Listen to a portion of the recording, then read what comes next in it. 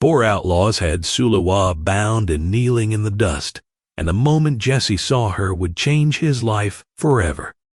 She knelt in the settling dust outside an abandoned stage relay at Tanager Wash, deep in the red rock country of the Arizona Territory, wrists lashed tight with rawhide cord, while 5 armed men circled her, the way buyers circle stock at auction, arguing loudly over what a woman like her ought to fetch at the rail camps near Tucson. Jesse had tied his horse behind a stand of boulders a quarter-mile back and covered the rest of the ground on foot, drawn in by something in the stillness of the wash that had put every hair on his arms up straight before he'd even known what he was walking toward. Now he lay flat behind a scatter of fallen rock at the rim, rifle steady across his forearm, watching 5 strangers price out a living woman as plainly as they might have priced a length of good rope. Jesse had ridden alone for the better part of 3 years by then, ever since a bad winter took his father's small herd and his father's health inside the same 6 months, leaving him with a debt-clear name, a decent horse, and no particular reason to settle anywhere in the territory long enough to put down roots. He told himself he preferred it that way, the solitary drift from ranch to ranch, one season's wages carrying him to the next, and he might even have believed it most days.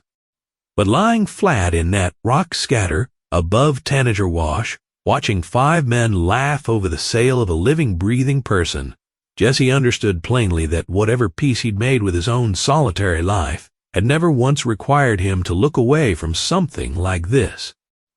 She lifted her face once, dark eyes swimming with tears she plainly refused to let fall, and the words that left her barely carried past her own lips. "Please help me."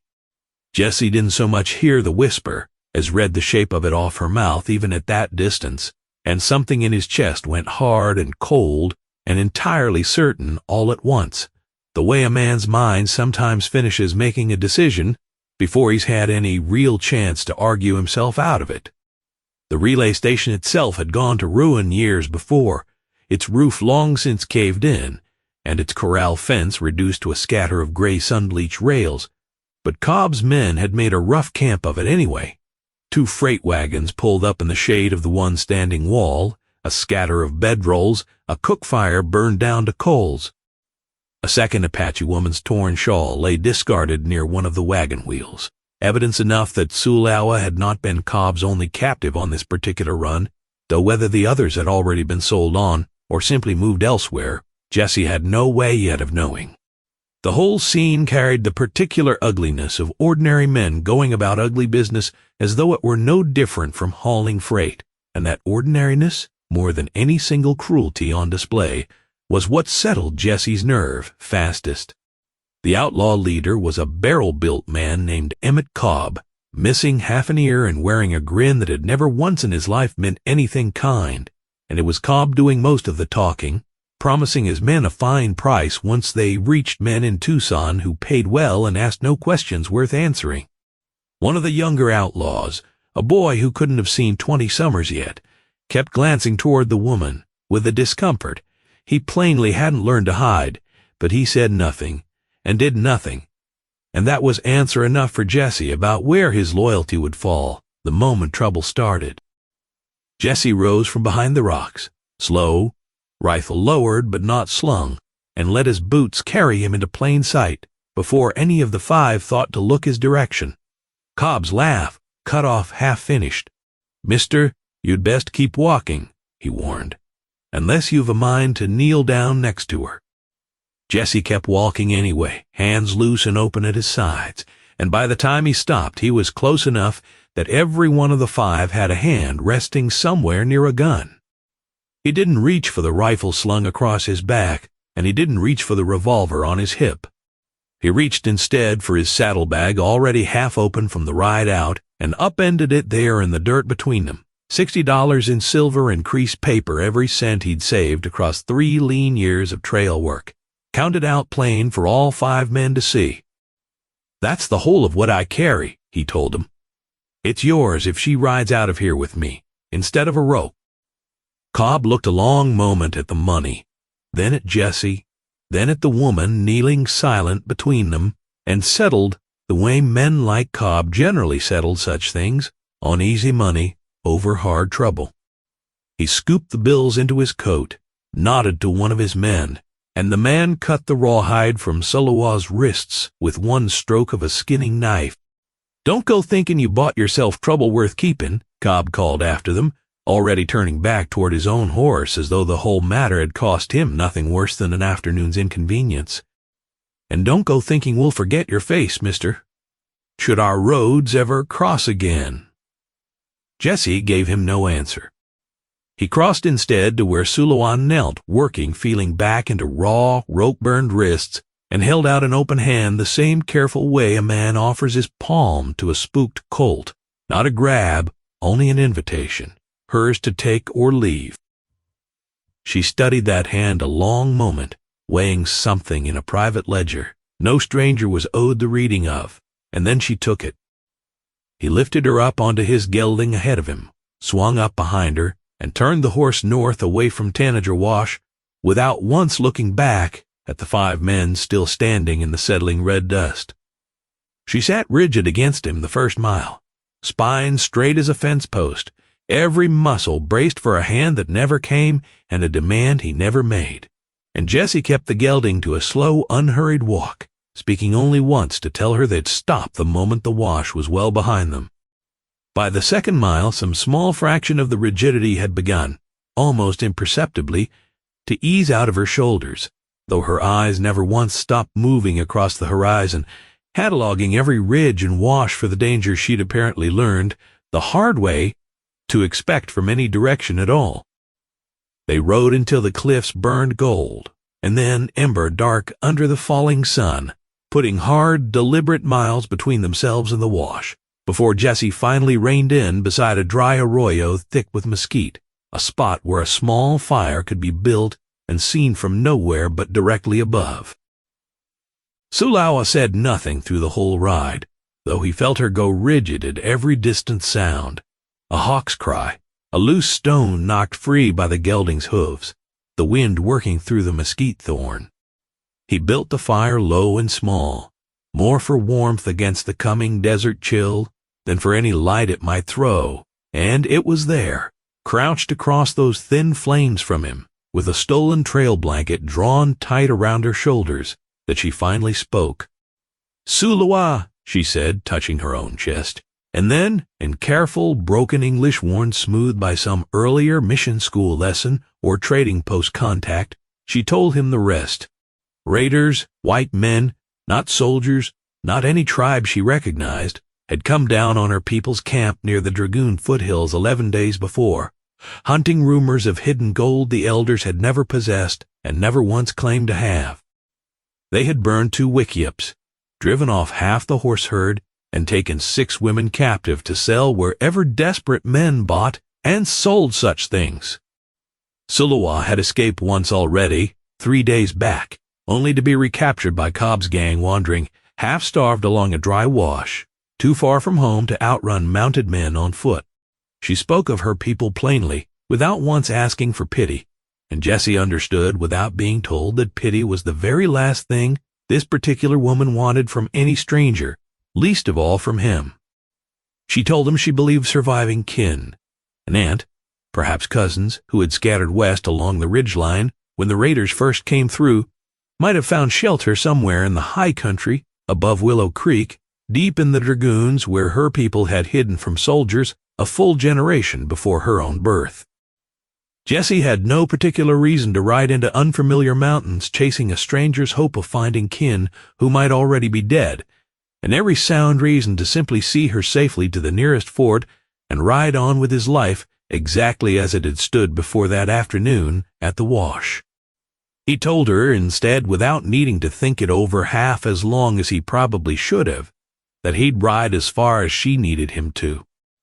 She studied him a long while across the low fire, after that the way a person studies a debt they haven't yet decided whether to trust, and asked him plainly why a stranger would spend his whole summer's savings and then his own time chasing a hope that wasn't even his to chase.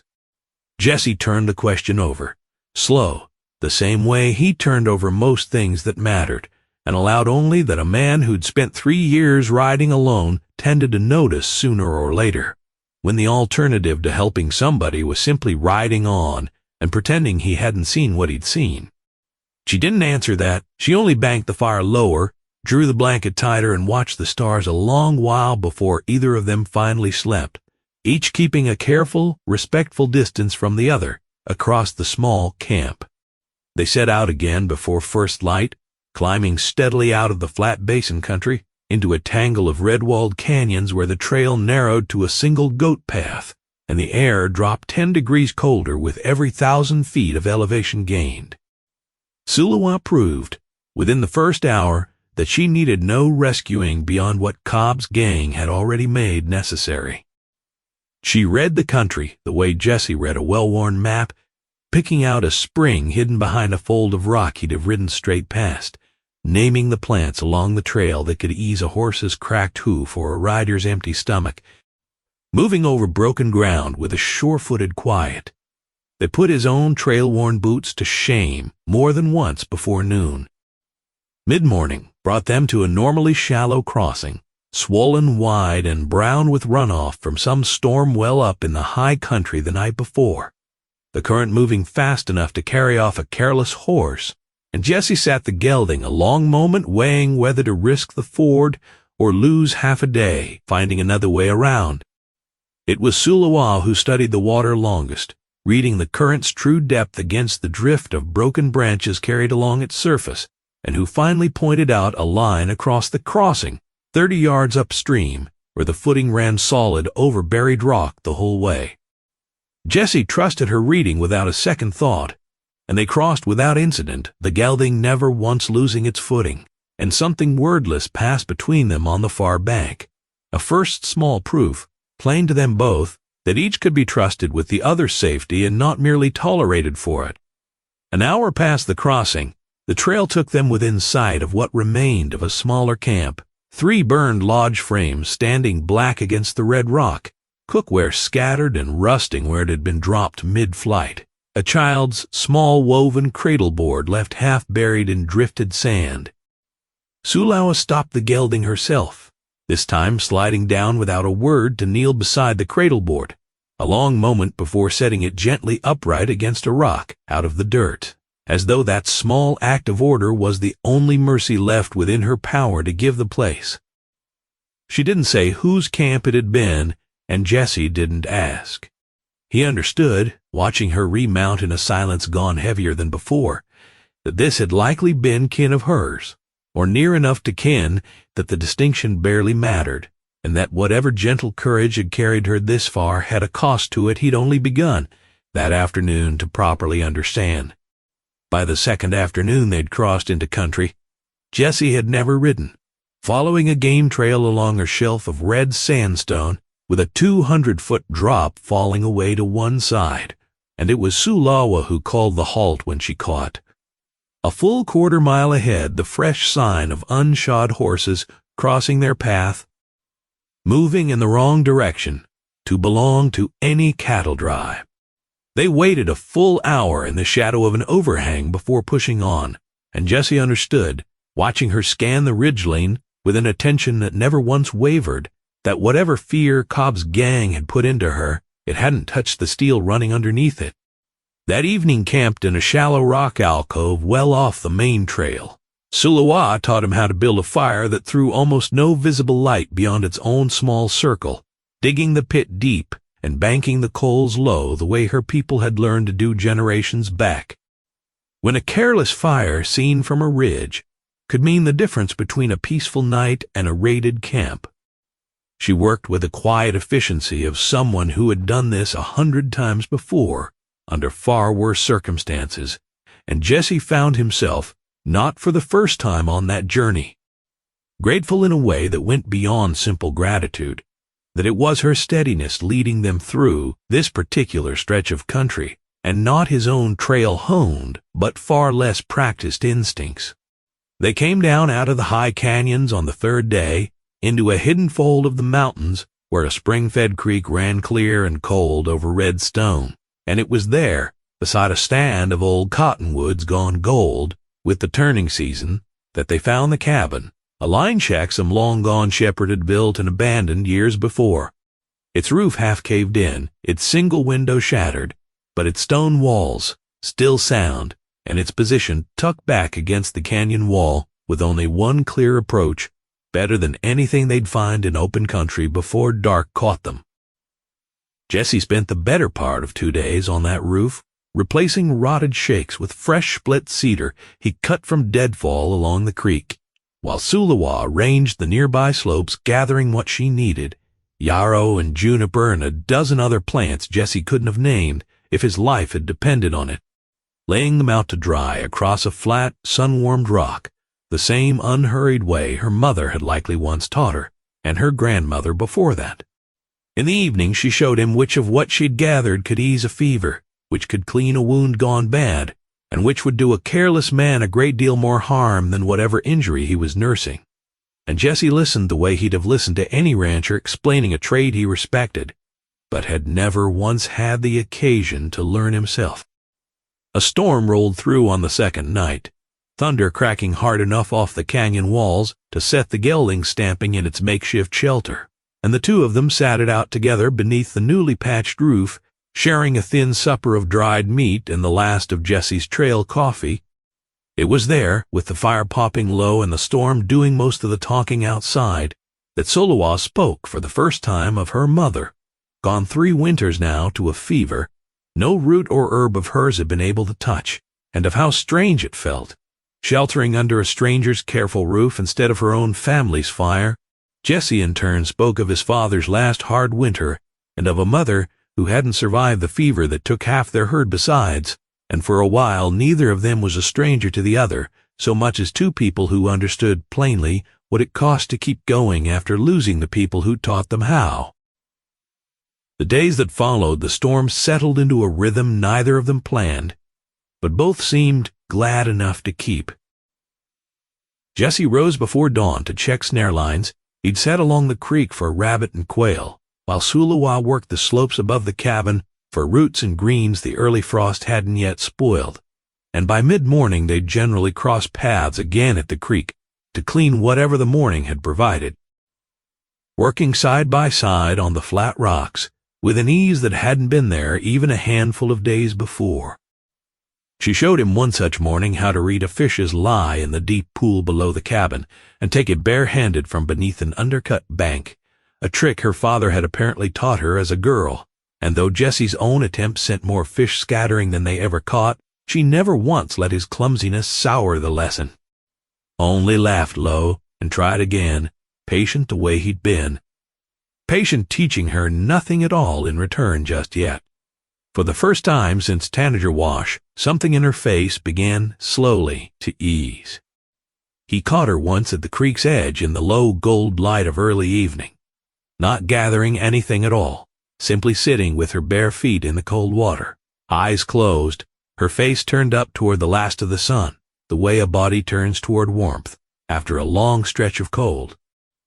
unwilling to spend even a moment of whatever peace she'd finally managed to find for herself.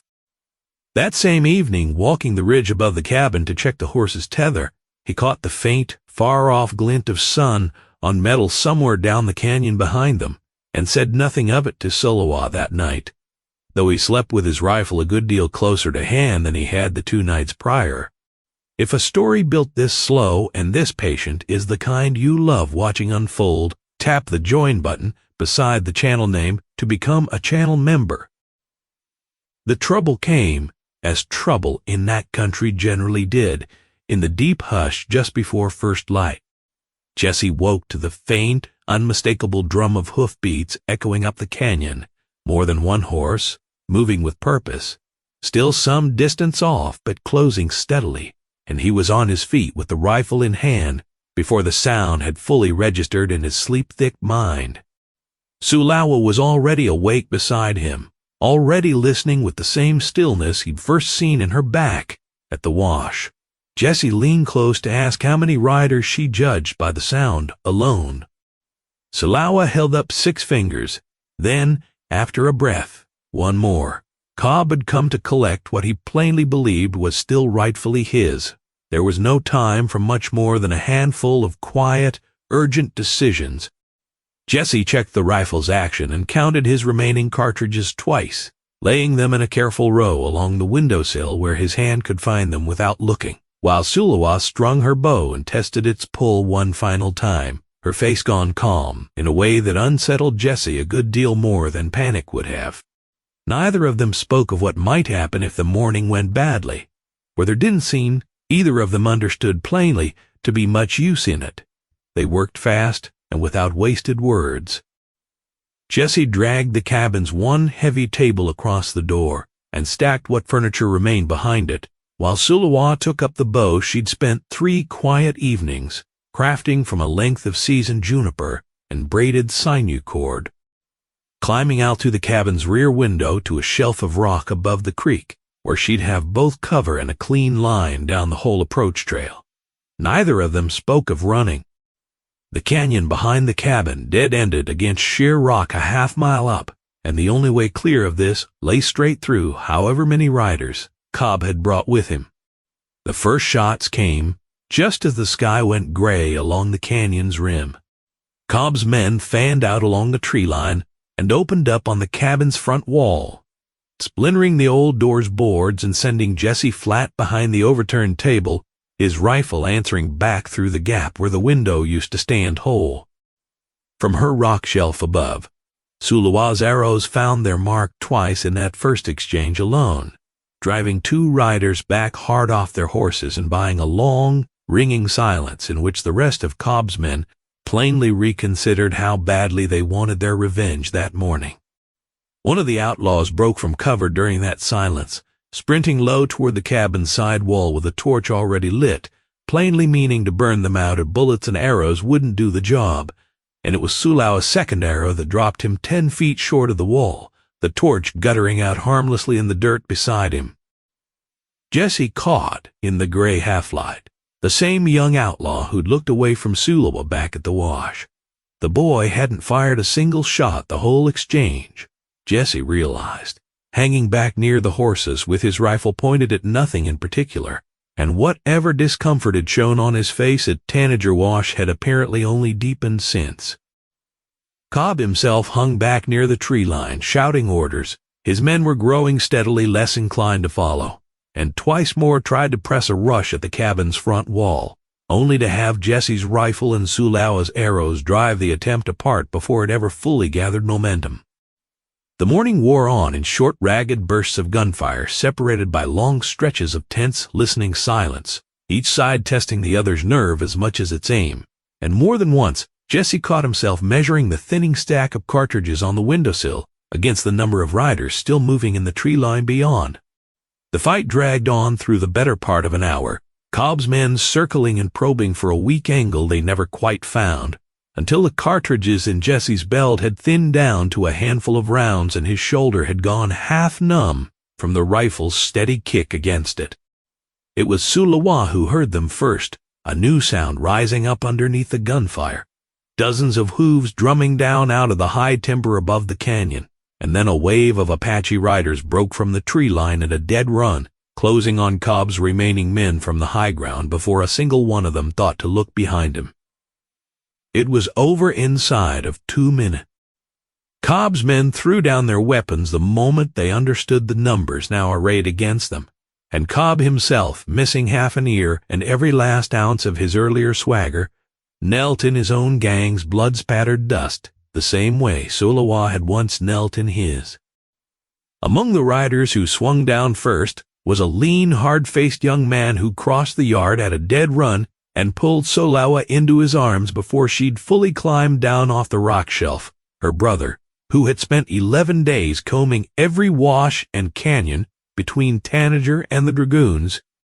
that he was searching only for a body to bring home. The warriors who'd ridden down with him sat their horses in a loose, watchful ring around the yard, weapons still ready but no longer raised, studying the white stranger standing amid the wreckage of a fight that had plainly been fought as much for their kinswoman's sake as for his own. Jesse stood his ground and made no move toward his rifle, understanding well enough that whatever judgment came next belonged entirely to them and that the safest and most honest thing he could do was simply stand still and let it come. Her brother held her back at arm's length a long moment, taking in the rope burns, still faint on her wrists, and the exhaustion plain beneath whatever calm she'd managed to hold on to. And then he looked past her to where Jesse stood, rifle lowered, a stranger with an empty cartridge belt, and no earthly reason he could have named for any of what he'd just done. Sooleawa spoke to her brother quick and low in their own tongue, and whatever she told him changed something in his face. The wariness didn't vanish. Not entirely. Not after everything his people had already suffered at the hands of men who looked like Jesse, but it eased enough that he extended his hand instead of his suspicion. They rode back into Apache country together. Cobb and what remained of his gang left bound for the nearest marshal, and it was 3 days later, in a village tucked into a high green fold of the dragoons, that Jesse would never have found without a guide, that the tribal elders sat in council to decide what should be done with the stranger who had ridden in beside their returned daughter. The council fire burned low and steady in the center of a wide circle, and Jesse sat where he was shown to sit, saying nothing, until he was asked to, watching the elders pass a long silence between them the way other men might pass a pipe, weighing his fate with a patience that unsettled him a good deal more than any shouted accusation would have. He stood before them without excuses and without apology, answering every question put to him plainly. And when one of the elders, an old woman carrying more authority in her stillness than most men carried in a shout, asked directly why he'd spent everything in his saddlebag on a woman he'd never once laid eyes on before that afternoon, Jesse gave the only answer he actually had. Because leaving her, there wasn't something I could have lived with. The elders conferred a long while in low voices. Jesse couldn't follow and didn't try to. When they finished, it was Sooleawa's brother who spoke the verdict plain enough for Jesse to understand. They would judge him, as their own traditions taught, by the clear evidence of his actions and not by the color of his skin or the uniforms his countrymen had sometimes worn against them. He had more than earned a season's welcome among them, for as long as he cared to stay and work honestly beside them. Not every face around that council fire had softened quite so readily. An older warrior, named for his skill with a bow, a man who had lost a brother to soldiers in his own youth, kept a careful, unconvinced distance from Jesse through the first weeks that followed, watching him the way a man watches weather he doesn't yet trust. Jesse never once pushed for the man's approval. He simply kept showing up to whatever work needed doing, kept his word on every small promise he made, and let the slow accumulation of ordinary days do whatever persuading needed doing on its own. And by the time the first snow dusted the high ridges that winter, the older warrior had taken to sharing his fire with Jesse most cold evenings, same as anyone else.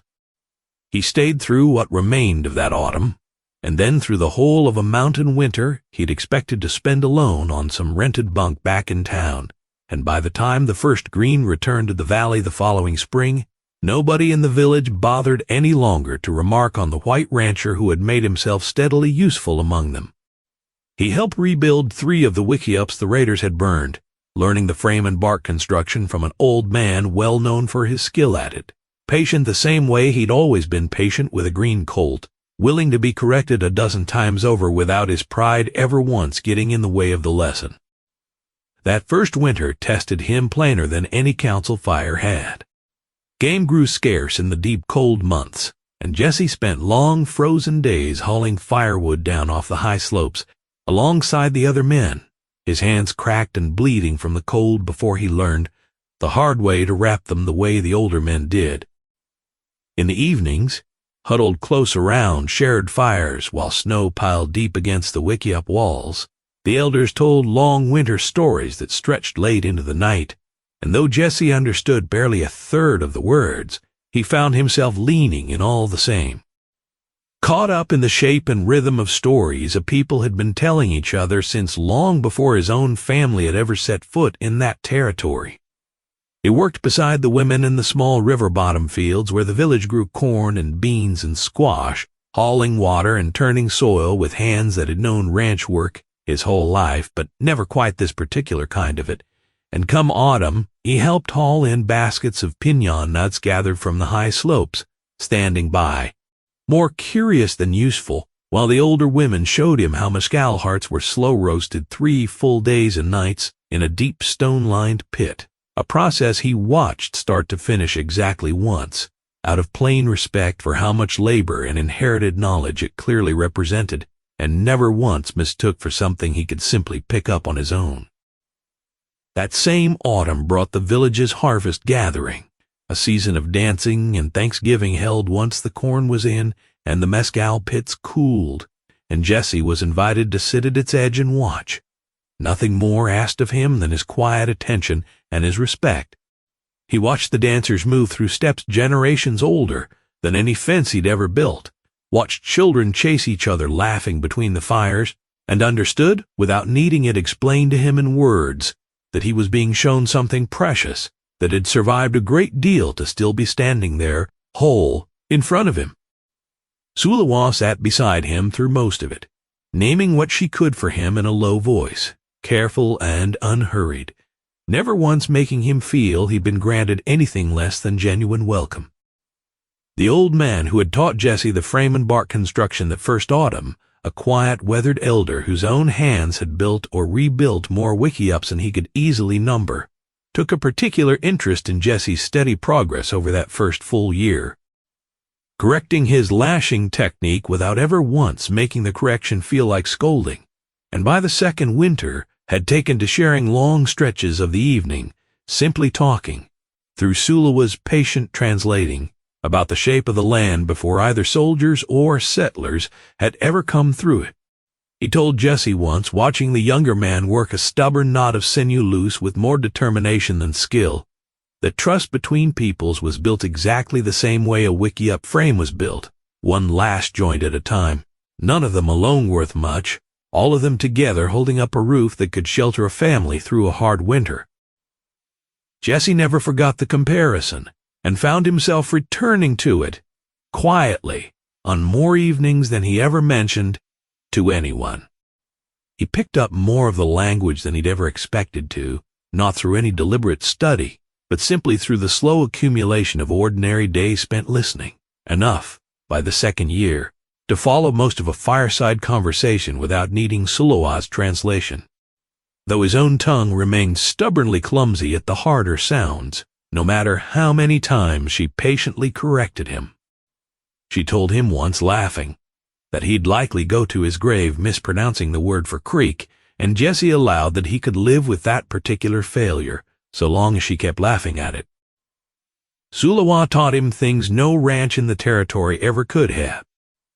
She showed him which plants along the creek eased a fever, and which could stop a wound's bleeding outright. Knowledge carried down, she told him once, through more generations of women in her family than she could easily count on both hands.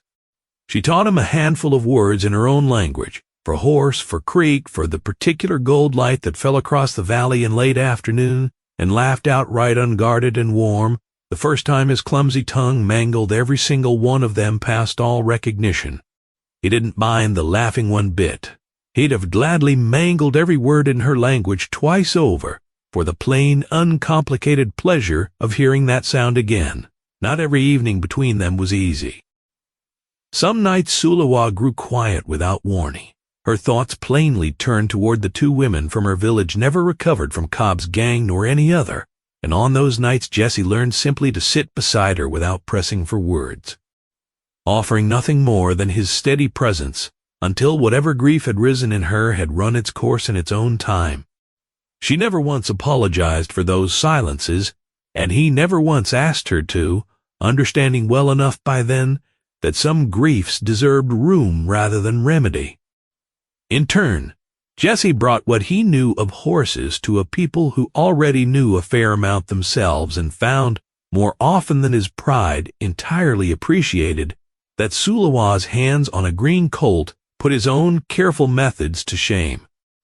A gelding that had fought him 3 straight days standing wide-eyed and trembling at the round pen's rail would stand quiet and trusting under Sooleawa's palm inside of a single afternoon, some stillness in her that patience alone couldn't fully explain,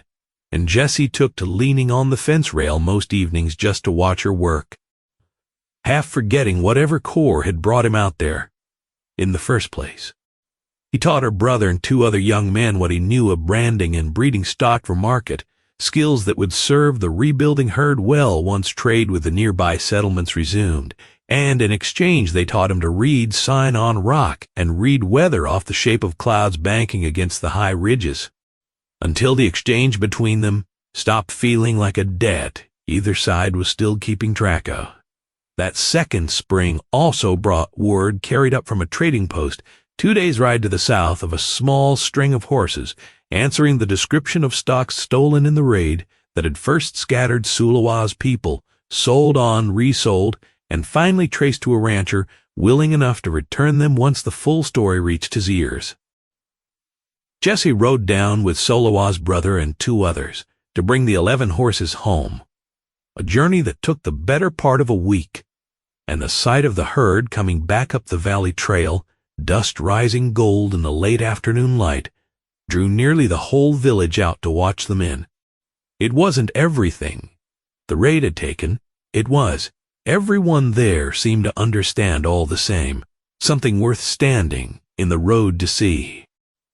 The valley itself, Jessie had come to learn by then, held a history a good deal older than his own family's brief claim on any part of the territory, red sandstone walls carrying faint painted markings from generations of people who'd sheltered in these same canyons long before Cobb's kind or his own had ever ridden through.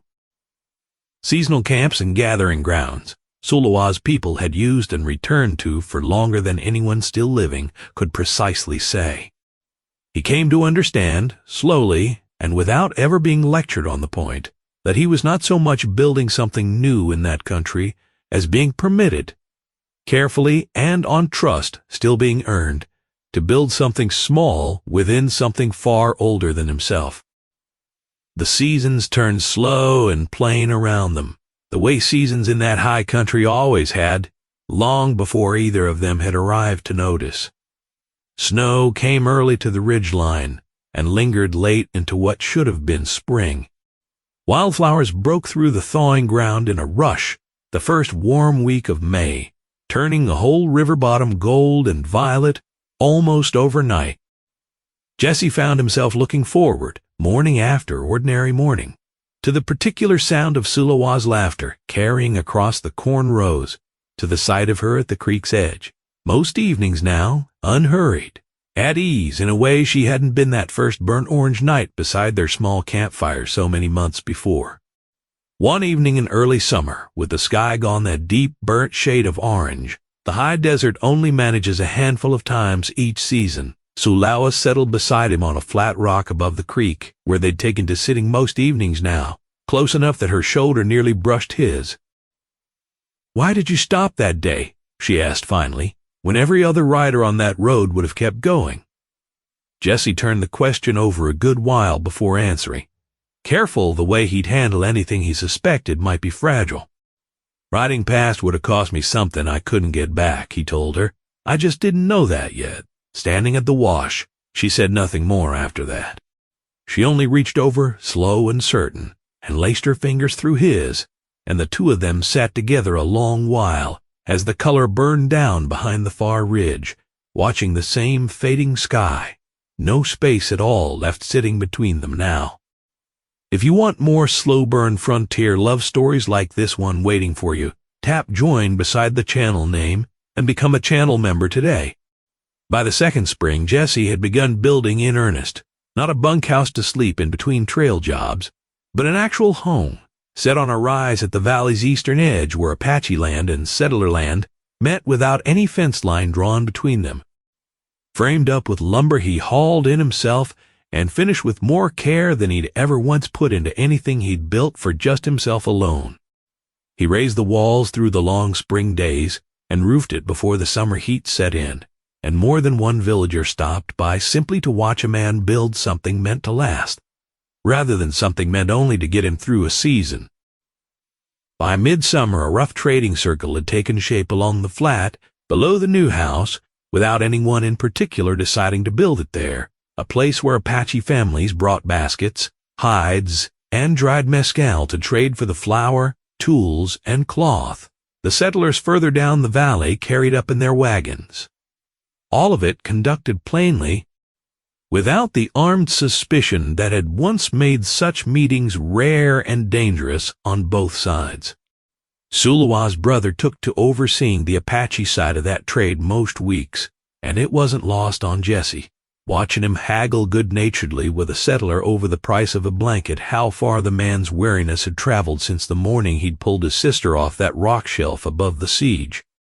The trading circle drew a steady, ordinary crowd most weeks. By the second summer, a settler wife trading preserves for woven baskets she'd admired for months before finally working up the nerve to ask a group of Apache boys teaching a settler rancher's sons how to string a proper bow. An old woman from the village selling dried herbs to a settler couple, expecting their first child, offering the same careful advice she'd have given any young mother of her own people. None of it was remarkable to look at. One ordinary Tuesday trade day, much like the next, and that plain, unremarkable ordinariness was, to Jesse's mind, the truest measure of how far the whole valley had traveled since the morning he'd first ridden through it alone. Word had reached them meanwhile of Cobb's fate at the hands of the territorial marshal, a short trial and a longer sentence for a string of crimes that stretched well beyond one desert wash, the sort of ordinary justice that closed a door quietly rather than dramatically. And Jesse found he felt almost nothing at the news. The wash and everything in it, having long since stopped feeling like unfinished business. Whatever debt that afternoon had once represented, it had been paid in full 100 times over by the life that had grown up in its place. Sooleawa's brother came often that summer, at first to check on his sister, and later, plainly, because he'd come to trust the man building steadily alongside her. Other villagers followed, drawn by simple curiosity at first, and then by something closer to habit, a young Apache woman trading woven baskets for a settler family's flour sacks, an old man swapping stories over coffee with a rancher who had once been a stranger to every soul in that valley, children from both sides.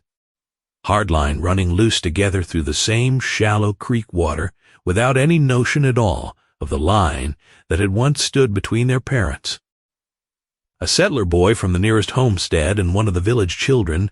took to racing their ponies along the flat below the new house most evenings, neither one of them old enough yet to understand why anyone might once have thought that friendship remarkable.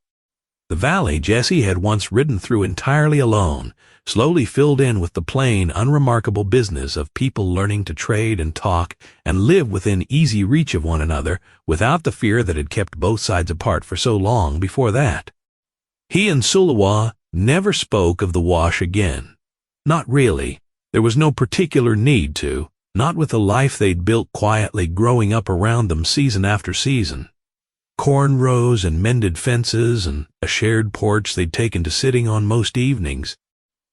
watching the same burnt orange light fall over a valley that no longer belonged, in any sense that mattered, to just one side of it. What had started as a fistful of silver counted out in the dust of an abandoned relay station had settled, slow and unhurried as everything else between them, into something neither one of them had ever quite bothered naming out loud, because some things they'd both come to understand without a single word passing between them on the matter. Didn't need a name to be entirely, fully real. On quiet evenings, the old wickiup builder took to sitting at the edge of that same porch, with an aging settler rancher from further down the valley, the two of them trading weather predictions and old trail stories over coffee Sooleawa brewed strong the way both men had come to prefer it. Neither one troubling any longer to remark on how unlikely a friendship theirs might once have seemed. Jesse would watch them sometimes from across the yard. Two old men who'd spent most of their lives on opposite sides of a line neither had drawn himself, now arguing companionably over whose winter had been colder, and think that whatever he and Sooleawa had built together in that valley was already, quietly, outliving the two of them in exactly the way that mattered. Years afterward, travelers passing through that valley would sometimes hear the story from an old rancher or an Apache elder, willing to tell it of a bound woman who had once whispered, "Please help me," to a stranger with an empty saddlebag, and of the quiet answer he'd given that had gone on to reshape both of their lives completely. It was never really a story about rescue, not by the time folks finished telling it. It was a story about two people who had chosen, against every reasonable instinct either of them carried into that red rock country, to trust each other first and explain themselves later, and about a shared valley, still standing where that one choice had never once stopped paying its quiet, ordinary dividends.